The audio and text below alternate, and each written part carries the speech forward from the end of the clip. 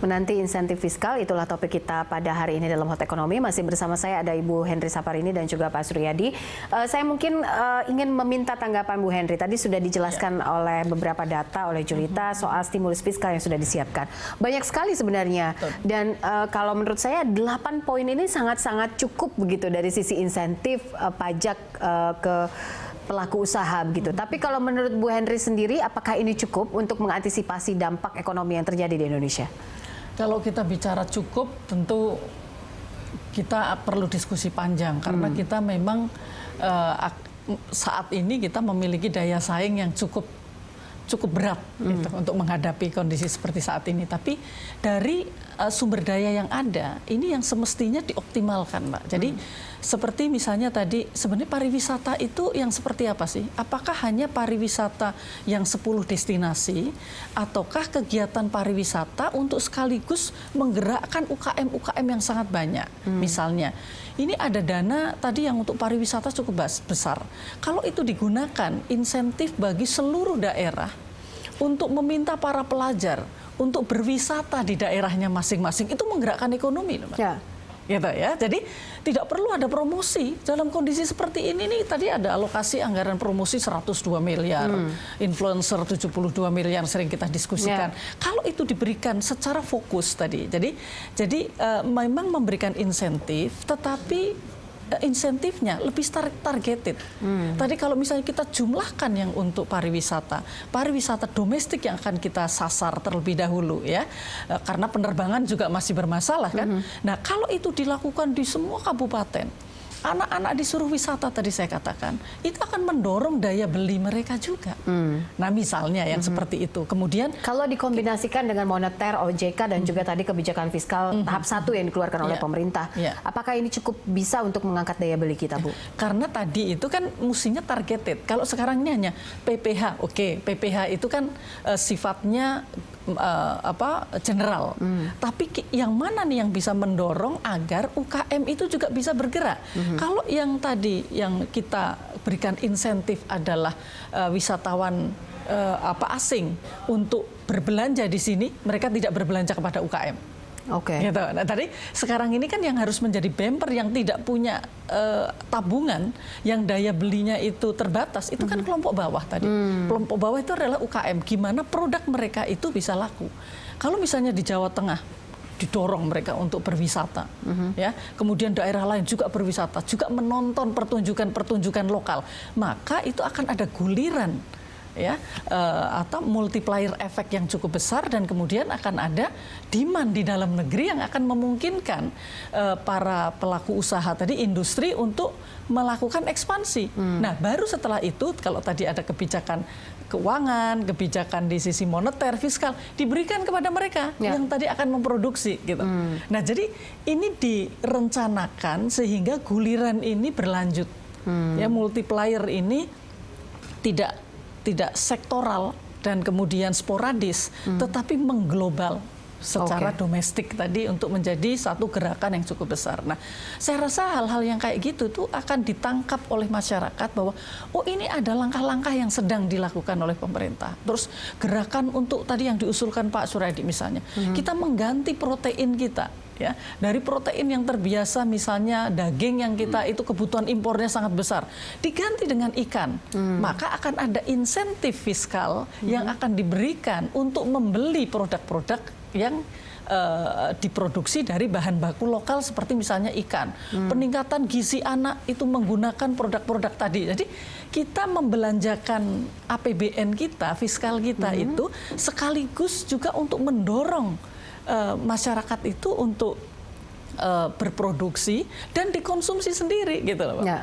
Kalau misalnya ada, katakan sekarang gizi anak itu 7 triliun atau 5 triliun, 1 triliun aja untuk menggerakkan itu tadi, itu luar biasa.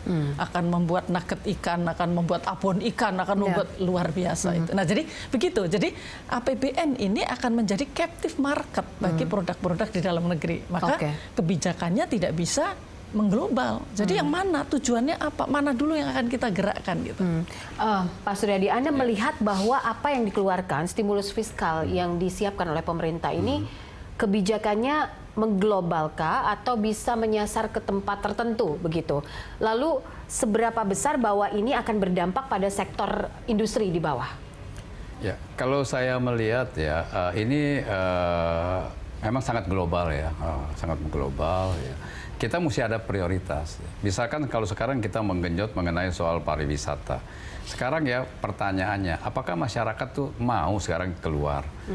Semua ketakutan. Nah, kalau dipaksakan, oh karena ada harga murah, mereka pergi. Tapi kemauan orang juga sampai sekarang masih takut, ya itu akan sia-sia. Ya, apapun yang diberikan. Ya. Namun kalau saya mau melihat ya, pertama ya pemerintah tuh mesti mengajak ya stakeholdernya dulu. Bertanya, misalnya PHRI ya mengenai soal pariwisata. Tanya apa sih daerah mana yang sekarang dinyatakan aman oleh pemerintah sehingga orang akan ke sana. Itu prioritas. Artinya jangan kita membuang suatu biaya yang keluar dari pemerintah tapi tidak tepat sasaran. Ya, yang kita mau ada tepat. Misalkan tadi dikatakan dia mengenai soal ikan. Ini sekarang timingnya. Kita harus produk dalam negeri, barang dari dalam negeri. Itu timingnya.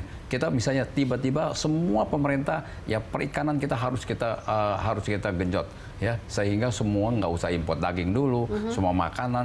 Ini sangat-sangat penting. Ya, karena ini kesatu ya bisa meningkatkan produksi, juga bisa meningkatkan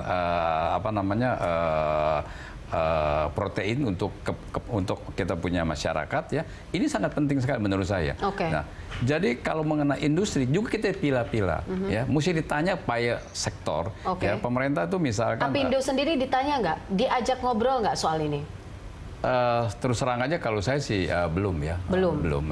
Tapi mungkin teman saya juga nggak tahu ya kan karena kita masing-masing suka sendiri. Seharusnya kalau menurut saya ya pemerintah sebelum mengeluarkan ajaklah stakeholder, terutama asosiasi-asosiasi yang terkait GAPMI, makanan, retail, semua dipanggil. Apa yang dibutuhkan. Jadi pada waktu kita memberikan stimulus ini ya itu tepat sasaran. Itu kan poinnya di sana kan. Kalau pemerintah pemerintah memikirkan itu bagus sekali ya. Tapi yang tadi dikatakan hari begini mesti promosi. Sebenarnya bukannya promosi. Anda melihat bahwa kebijakan ini kurang tepat sasaran? Ada sebagian, misalnya tadi udah disebutkan, misalnya promosi, influencer, itu uang kenapa nggak dikaitkan untuk memberikan kepada Jadi ada beberapa bagian yang tidak tepat sasaran. Iya, harusnya itu digelontorkan kepada yang di bawah sekali. Sebab yang di bawah ada uang tuh langsung mereka tuh memakai. Itu menjadi namanya tuh roda ekonomi berjalan dari bawah, nggak mungkin dari atas.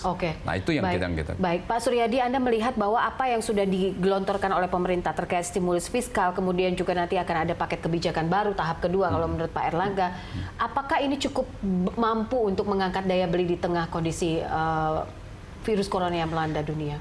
Begini, Indonesia khususnya. Kalau kita bilang mampu ya, kita mesti lihat nanti detailsnya seperti apa. Ya, tapi kalau bilang enggak, ini juga ada bagus ya. Barang pemerintah tuh terus terang aja ya sudah memikirkan ada rencana-rencana preventif ini, itu sudah bagus ya. Tapi kalau dibilang bisa mengangkat tidak mengangkat ya, saya masih menyatakan belum tentu. Ya, kenapa? Karena sekarang kalau bayangkan aja kita tidak bisa import ya, yang mana kita sangat ketergantungan dengan China begitu besar. Kalau tidak ada barangnya ya, apa yang mau dibeli nanti? Itu yang menjadi concern kami. Ya, concern kami, makanya pemerintah dengan pengusaha makanya kita bersatu. Kita siap kok per sektor ya, apa yang kita bisa lakukan, apa yang bisa diganti subsidi daripada dalam negeri punya. Pak, ini ada isyarat dari Sri Mulyani soal insentif fiskal lanjutan, yakni penundaan pemungutan pajak PPh. Nah, apakah ini cukup bagus begitu atau stimulusnya cukup baik untuk pengusaha? Ya jelas lah kalau pengusaha dikasih satu insentif pasti baik aja. Ya, tapi saat sekarang ini ya kita tuh yang terpenting ya adalah cash flow. Ya, dengan adanya cash flow itu berjalan. Ya. Memang kalau pajak bisa ditunda atau dikasih insentif itu pasti lebih bagus lah. Anda mengapresiasi itu? Apresiasi sekali. Baik.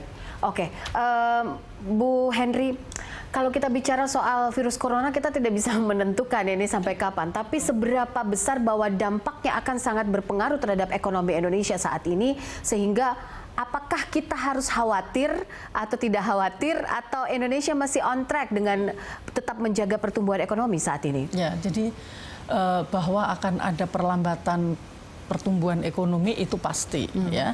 Karena tanpa corona saja kita kemarin prediksikan paling tinggi juga cuma 5,1. Jadi artinya dengan ada corona itu pasti akan pertumbuhannya akan melambat. Nah, sekarang yang harus dipastikan bahwa walaupun pertumbuhannya melambat, tetapi itu menggerakkan ekonomi, Mbak. Ya, jadi kalau tadi hal-hal yang lebih sepele tadi misalnya Menteri Perindustrian, Menteri Perdagangan, mana sih yang bisa dilakukan untuk import substitution? Itu yang akan diberikan insentif lebih cepat karena untuk kebutuhan dalam negeri, untuk mendukung industri, ya, kemudian juga untuk create job, menjaga agar tetap roda berjalan. Nah itu list itu kan juga perlu kalau yang berkali-kali tadi disampaikan oleh Pak Suryadi. Jadi mana listnya tadi? Karena kalau sekarang kita bicara ya, industri makanan kita itu tumbuhnya sangat tinggi. Berarti kebutuhan bahan bakunya juga banyak. Mana sebenarnya yang itu masih bisa kita produksi dari dalam negeri? Misalnya kelapa kering, ya, tepung kelapa, tepung singkong, banyak sekali, Pak. Insentif itu harus lebih fokus kepada itu tadi agar mendorong industri ini jadikan krisis corona ini tadi ya, yang kita tidak tahu apakah kemudian dalam 1 semester ini sudah bisa kembali pulih atau belum. Ya. Justru ini menjadi momentum bagi kita untuk menggerakkan dari sisi produksi yang kita sangat lemah. Market kita besar, pertumbuhan konsumsi kita 5%, tetapi pertumbuhan dari sisi supply kita dan juga pertumbuhan dari sisi kemampuan kita mendukung bahan baku untuk industri kita itu sangat lemah. Maka ini bedanya kita dengan negara-negara lain yang tidak punya market dan tidak punya sumber daya. Itu mestinya optimisme itu yang harus disebutkan oleh pemerintah. Maka pemerintah akan melakukan ini. Jadi semua seperti Pak Suryadi dan kawan-kawan akan menata diri dalam barisan gitu. Oh saya sekarang ini, oh insentif saya yang besok. Terus begitu, Mbak. Jadi konsisten itulah yang diharapkan. Jadi kita tidak. Kalau sekarang ini kan diskusinya jadi lebih banyak diskusi virus ya Pak ya. Nah kita dipenuhi diskusi virus, kita lupa bahwa ini ada peluang yang bisa dimanfaatkan dari hal-hal yang sepele yang tadi mungkin sudah kita diskusikan. Baik, kata kuncinya peluang yang bisa kita manfaatkan dari sisi kondisi yang ada sampai saat ini. Yang pasti adalah ketika banyak sekali insentif atau stimulus fiskal digelontorkan, pasti ada penerimaan negara yang tentu saja berkurang. Lalu bagaimana menambalnya? Nanti saya akan tanya pendapat Pak Suryadi dan juga Bu Henry usai jeda. Pemirsa tetaplah bersama kami.